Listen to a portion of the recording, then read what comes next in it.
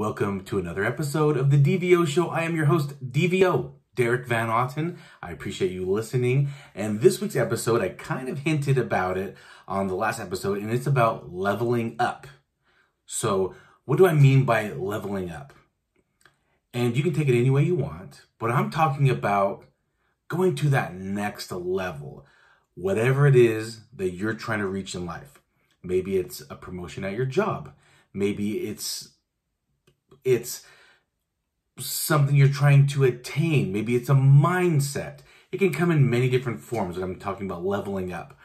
But it's important to always keep leveling up or trying to level up. And it's going to be straightforward. Sometimes you have to kind of change your surroundings, change your environment, change the people you're hanging out with is what I'm saying. You need to look at what's the next level you want to get to, who is in that type of position, and then how do you get there? How do you maybe surround yourself with people like that? Because there's always been that moniker of, if you take the 4 or 5 people that's nearest you, like who's the closest to you, like your closest friends, you average them out. So you like average their income, average a lot of things about them. That average is you. And if that's what you want, if you're happy being mediocre, if you're happy just being in the same place, then hey, I'm all about what makes you happy. But this podcast is to help you people level up. Whoever is listening, you want to get to the next level and you want to change your mindset. So one thing that I would do is, one of my early mentors, he was making, a great income. And I just liked the way he conducted his business. I liked the way he was with his family, the way he treated his kids, the way he treated his wife. And I admired those type of things about him. And I thought maybe in the way he was, spiritually speaking as well.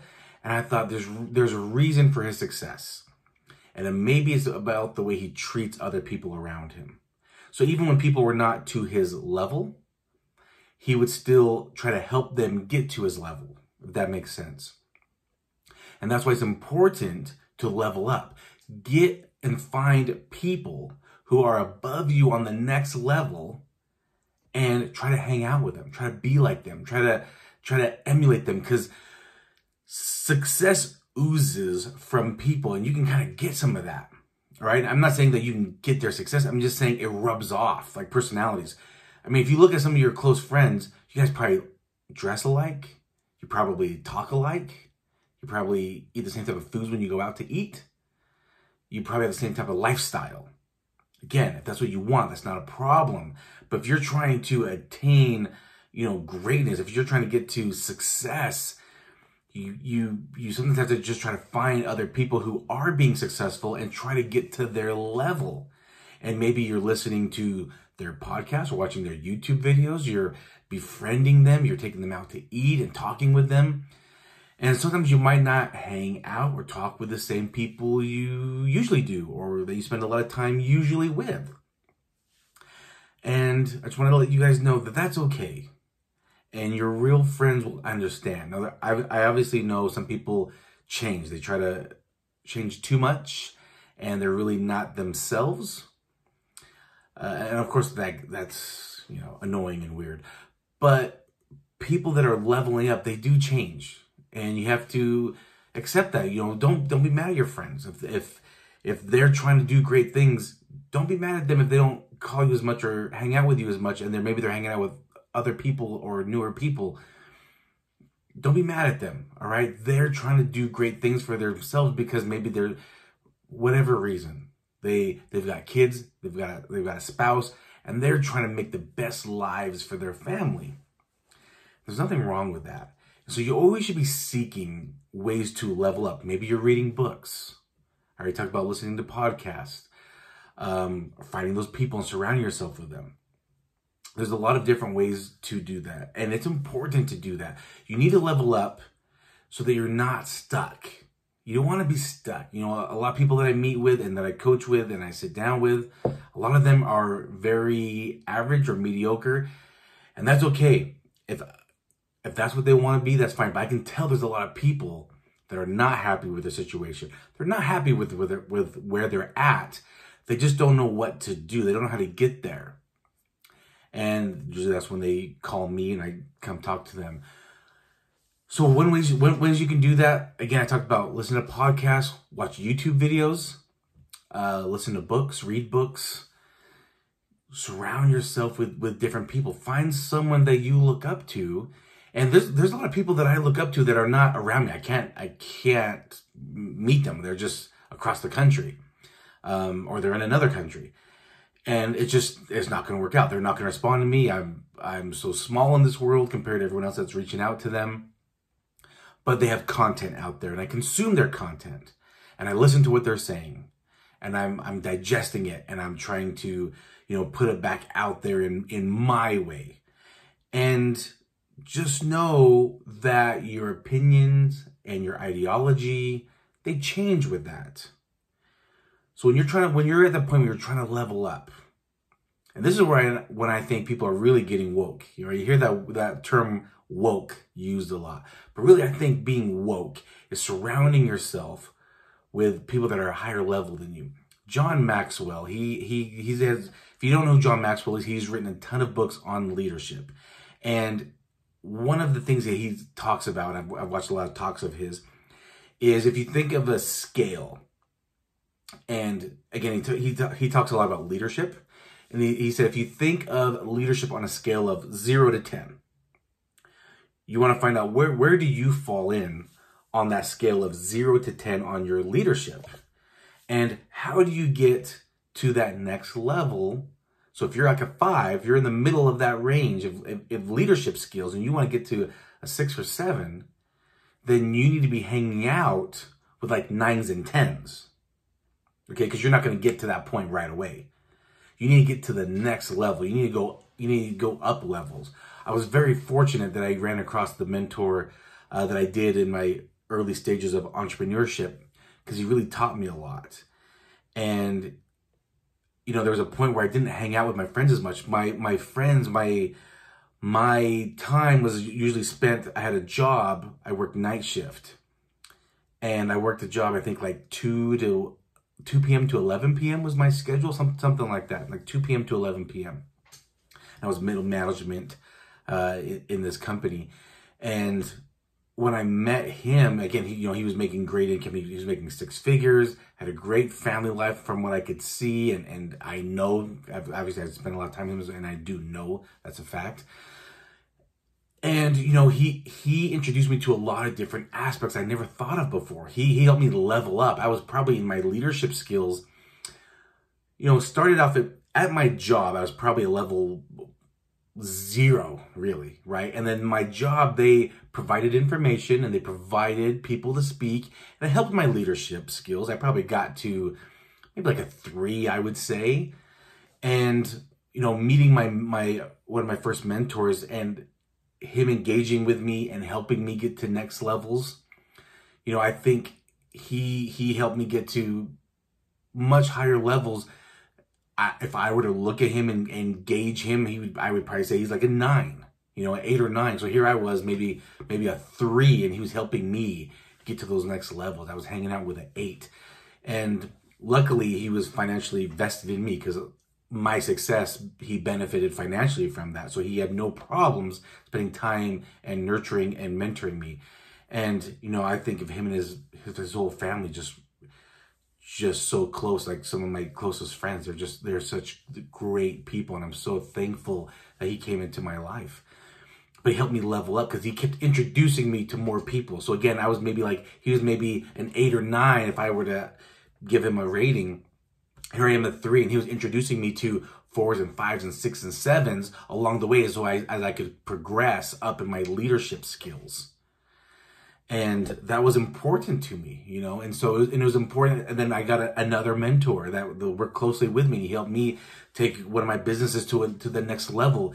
I also look at him as having a high leadership rating. I'd give him also maybe like a 9 or a 10 as well. And he kept, maybe by the time I reached him, I was maybe like a 6, and if I were to gauge it, and he helped me get higher and higher. And so Anyway, what I'm saying is you want to level up. You want to improve the people you're around, because I see some of these people that are doing great things, and some people want to demonize their success and demonize their money.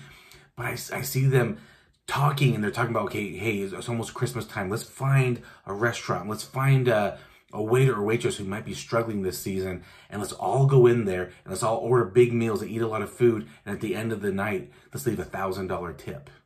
Like, that's what they're talking about. Can you imagine that? I hear people talking, I see these people that are doing great successfully in life and financially, and they talk about how much they can donate to their church, what charities mean a lot to them, because they're thinking, oh, we had such a great year, we can take a percentage of our success and donate that. And so, yeah, are there people out there that do bad things with money? Sure there are, but there's so many that and again, it's who you surround yourself with. The people that I like to surround myself with are charitable, they're humble, they're giving. And that's what I want to be. That's what I want to be like. So if that's what I want to be like, that's what I want to surround myself with. Does that make sense? So what I'm saying again on this episode is you want to level up. So find things that you emulate, things that mean a lot to you, that are skills or traits that you admire. Find people that are at those high ratings and surround yourself with them. And again, maybe you can't surround yourself with them, but maybe they have content. Maybe they're on social media. Maybe they're on YouTube. Maybe they have books, and you can consume their content that will help you get to that level. And then again, your ideologies change. So you might have an ideology about something, and it's hard for me to express this, but things change. Your ideology changes, your opinion changes, and that's okay. And you just keep advancing, you keep moving forward, and things change. It's just like okay, here we go. It's like fashion, right? Things change. Things look good today, but a few years from now, you can't believe that you were wearing something like that. And it could, because fashion changes, things change, people's opinions change, and that will happen with your ideology, with your mindset as well, and that's okay. Anyway, I hope that makes sense. I hope you guys are trying to level up, get to the next levels, improve your life. We're only on this life for a short stint, so it's important to make the best out of it. All right, this entrepreneur highlight that I'm doing this week is on William Harley. All right, William was born in December 1880 in Milwaukee, Wisconsin. He started working at bicycle factories at the age of 15. So he was so infatuated with the idea of bicycles, and he worked along with his best friend, Arthur Davidson. All right. So William Harley and Arthur Davidson were really good friends, and they worked at bicycle shops. They were fascinated with it. And they started to tinker with the ideas of building a motor bicycle while they were working in these shops. All right. They were working at these shops at the age of 15. So if you can't figure out who this is Harley-Davidson. All right. I'm a big motorcycle enthusiast. It is that time of year where I am riding my motorcycle a lot, and I enjoy it. And so that's why I want to spotlight them. Because again, you think of Harley-Davidson, you just think of the motorcycles, but you forget the people behind the motorcycles. All right. Well, I'm going to speak specifically on William Harley on this episode. In 1901, so again, he's about 21 years old, Harley drew up plans for an engine to be mounted on a bicycle. He and Davidson worked on creating, like I said, a motor bicycle. They just thought of easier ways to ride the bikes.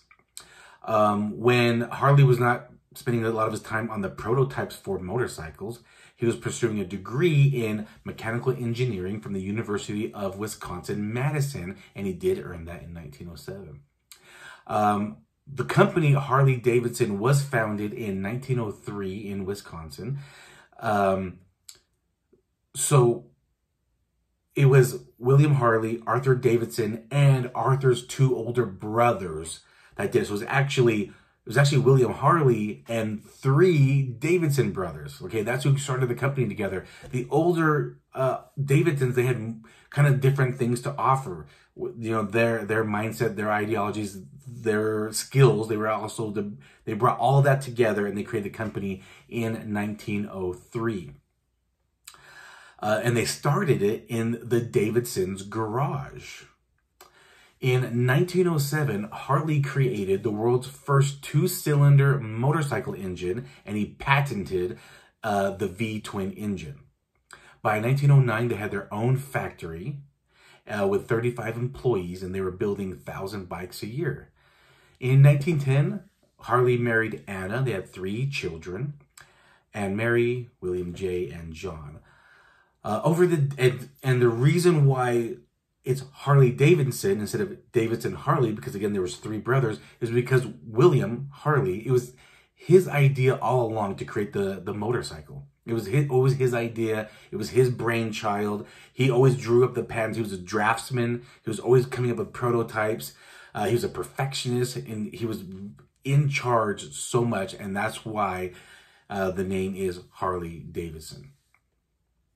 Over the decade, they continue to see a lot of boost in sales and popularity. It might have come because of the U.S. military. During World War I and World War II, the U.S. military had purchased over 60,000 bikes from Harley-Davidson.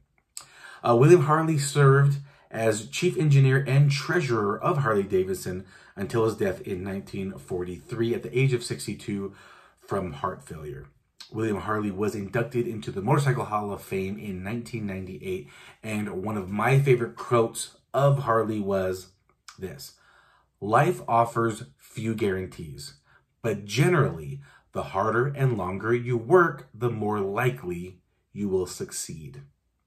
I've kind of mentioned this before, but it relates to something I've heard before when people look at someone who's successful or making good money, and people always say to them, "Oh, you're so lucky." And I would hear some people respond with, "Oh, it's funny because it's the harder I work, the luckier I get." So it's very true. This quote right here, the very first part, life offers few guarantees. There's very few, right? There's definitely death. That's the one guarantee, and taxes is another common guarantee. You have to pay taxes and you'll eventually die. But he says there, but generally the harder and longer you work, the more likely you will succeed. So sticking with it. Never giving up, keep pushing, keep doing it. And I hope that quote sticks with you guys, and you keep doing it, you keep sticking with it, you keep leveling up, and have a great one. Thanks for listening and watching. Bye.